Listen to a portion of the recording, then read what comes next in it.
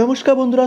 পাকিস্তানের army chief field marshal Asim Munir ইউএসের মাটিতে দাঁড়িয়ে ডাইরেক্টলি ধ্বংস করে দেওয়ার, তার সাথে সাথে পুরো পৃথিবীর অর্ধেকটাকে ধ্বংস করে দেওয়ার মতো একটা বিশাল হুমকি দিয়েছে।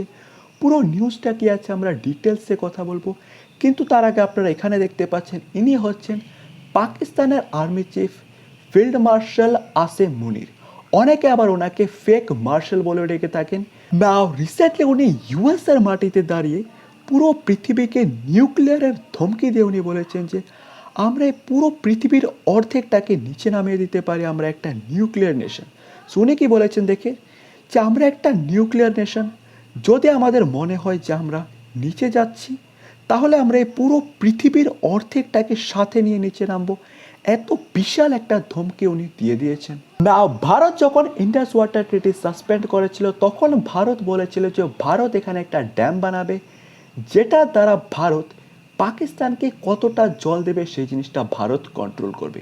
না, এই জিনিসটা নিয়ে উনি বলেছেন যে আমরা ওয়েট করব যে ভারত কবে ড্যাম বানায়, তারপর ড্যাম বানানো কমপ্লিট হলে আমরা 10টা মিসাইল একসাথে মেরে দেব। তার সাথে সাথে উনি বলছে যে ইন্ডাস রিভার ভারতের কোনো ফ্যামিলি প্রপার্টি নয়, আমাদের কাছে মিসাইলের কোনো কমি নেই।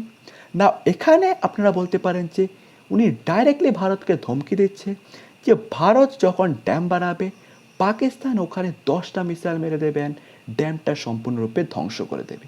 না, এখানে একটা পয়েন্ট আপনাদেরকে মনে রাখা দরকার যে অপারেশন সিন্দুরের সময় আমরা দেখেছিলাম পাকিস্তানের কাছে কীরকম মিসাইল আছে, ওইগুলি কীরকম পারফরমেন্স করেছে, সেগুলি সবগুলি আমরা দেখেছি। বাট এখানে আপনারা দেখতে পাচ্ছেন উনি ডাইরেক্টলি ধমকি দিচ্ছেন যে পাকিস্তান নাকি এই জিনিসটা করে দেবে। বাট এখানে পাকিস্তান অ্যাকচুয়ালি কী করতে পারবে, ওনাদের যে মিসাইলগুলি আছে এগুলি অ্যাকচুয়ালি কতটা কাজ করে না না করে, সেটা আমরা অপারেশন সিন্দুরের সময় আমরা সম্পূর্ণরূপে প্রমাণ পেয়ে গেছি। কিন্তু নেক্সট যে উনি যে কথাটা বলেছেন সেটা আপনারা বলতে পারেন সত্য কথাই বলেছে।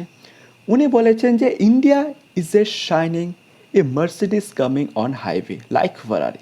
উনি ডাইরেক্টলি বলেছে যে ভারত একটা মার্সিডিসের মতো, ফারারির মতন গাড়ি, কিন্তু পাকিস্তান হচ্ছে একটা ডাম্প ট্রাক যেটা গ্র্যাভেল নিয়ে যাচ্ছে। মানে আপনারা বলতে পারেন উনি বলছে যে ভারত একটা ফারারি মার্সিডিস গাড়ি, কিন্তু পাকিস্তান হচ্ছে একটা ভাঙ্গা একটা ট্রাকের মতন বলতে পারেন, যেটা পাথর নিয়ে যাচ্ছে।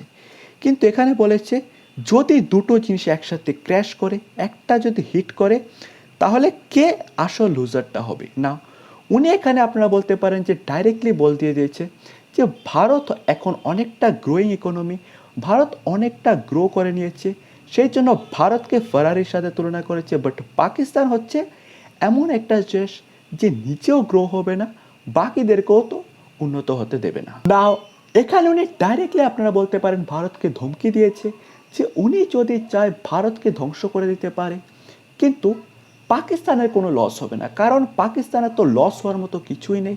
কিন্তু ভারত যখন এখানে একটা অনেকটা গ্রো হয়ে গেছে, ভারতের কাছে লস হওয়ার মতো অনেক কিছু আছে, যেই জন্য বলেছে ভারত একটা ফারারি যেটা অনেক কিছু লস হতে পারে, বাট পাকিস্তান হচ্ছে একটা ডাম্প ট্রাক যেটার মধ্যে লস হওয়ার মতো কিচ্ছু নেই।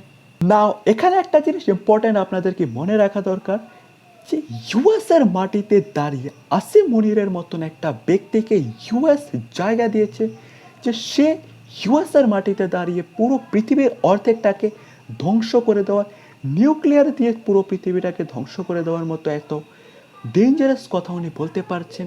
সেই জিনিসটাও ইউএসের মাটিতে দাঁড়িয়ে, যেখানে ইউএস ভারতকে নিজের একটা বন্ধু দেশ বলে স্বীকৃতি দেয়, ভারত ইউএসের সাথে এত বিশাল ধরনের ইম্পোর্ট এক্সপোর্ট করে থাকে, এত বেশি ট্রেড করে থাকে, সেখানে ইউএস ভারতকে ধমকি দেওয়ার জন্য আসিম মুনিরের মতন একটা ব্যক্তিকে জায়গা দিয়েছে যে ইউএসের মাটিতে দাঁড়িয়ে সে ভারতকে এবং পুরো পৃথিবীকে ধ্বংস করে দেওয়ার মতো কথা বলতে পারছে।